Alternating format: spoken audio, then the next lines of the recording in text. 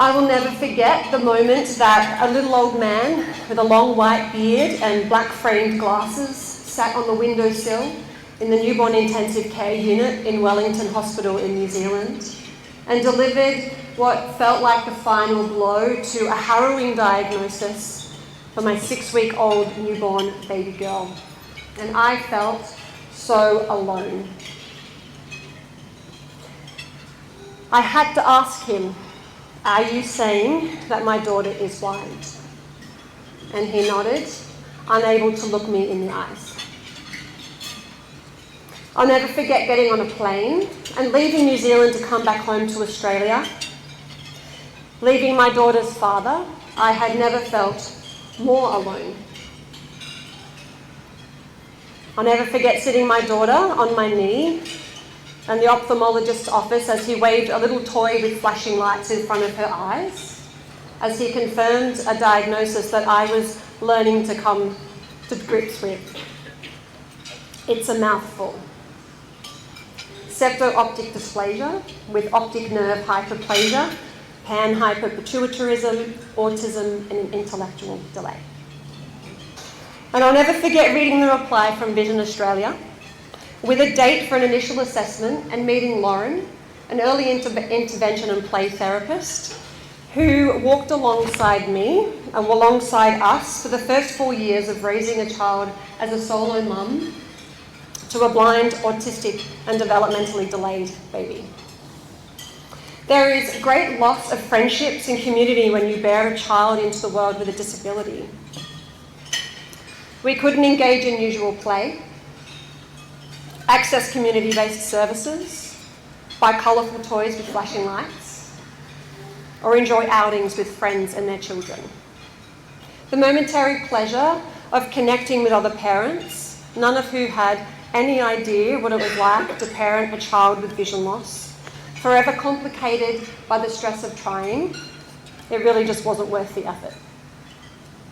It was difficult to nurture friendships and create structure and routine within a neurotypical world with a neurodivergent child. But over time, I came to realise that we did have a community. It just wasn't where I was looking for it.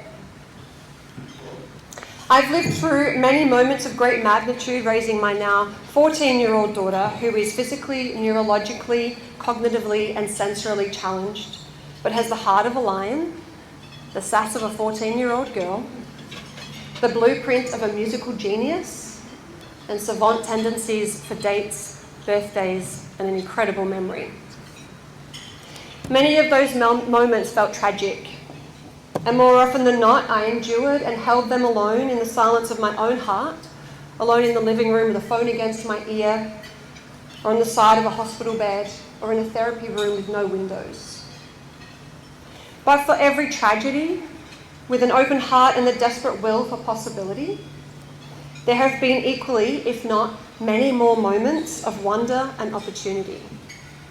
Moments that incite the greatest capacity for joy, celebration, gratitude, and awe. Witnessing my child move through great struggles that blossomed into her and our life's greatest achievements. They might be small in the context of what some would consider a successful life in the neurotypical world, but they have been life-changing for my daughter Mackenzie, and therefore life-changing for me. Every single thing my daughter can do has been meticulously taught, step by step, guided by a community of angels who did have the strength and valour that a little girl and her mummy needed to overcome a diagnosis that felt too big to hold alone. This community has been holding us up, rooting for her, supporting her and me, since the day the doctor said things to me that are etched into the fibre of my being. Nurses, doctors, itinerant support teachers and literacy teachers, play therapists, occupational therapists, physiotherapists, music therapists, ophthalmologists, horse riding therapists, psychologists, speech therapists, vision support therapists, and orientation and mobility specialists. It's a long list of ists, and they have been there with us as part of our blossoming community and have been there for our shoulder to cry on, our cheerleaders and our confidants, and our go-to for how, what, when, where and why of raising a child living with blindness and additional complex needs. And in that sense of belonging, I no longer felt alone. There are many books I could have read on the spectrum, but on the spectrum of life and disability, there was not one that fitted my child. But the specialised support we've received from Vision Australia and their children's services have held us and me through the murky waters of parenting a child with vision loss.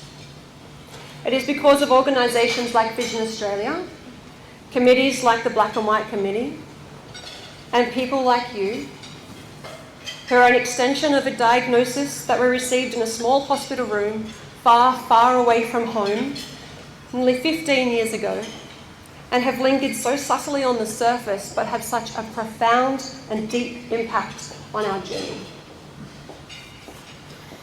There is an invisible but tangible thread that ties us together. We have been and are inextricably linked. Many of you have been a part of my sense of belonging and my child's potential for a life fully lived and loved without either of us knowing it. Your presence has made a difference of the most impressionable kind.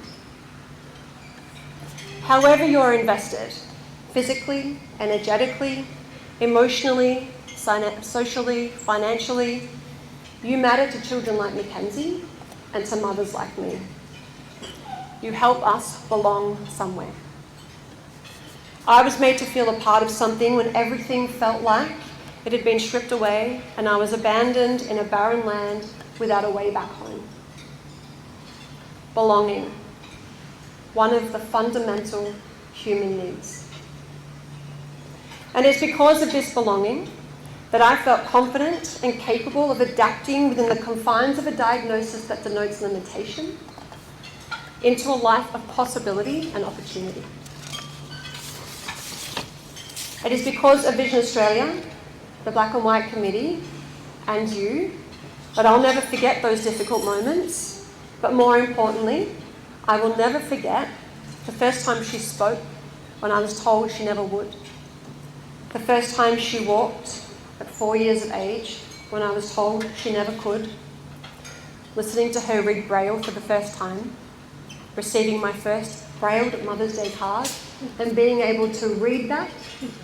I always wanted to learn a new language, I just never knew it would be Braille.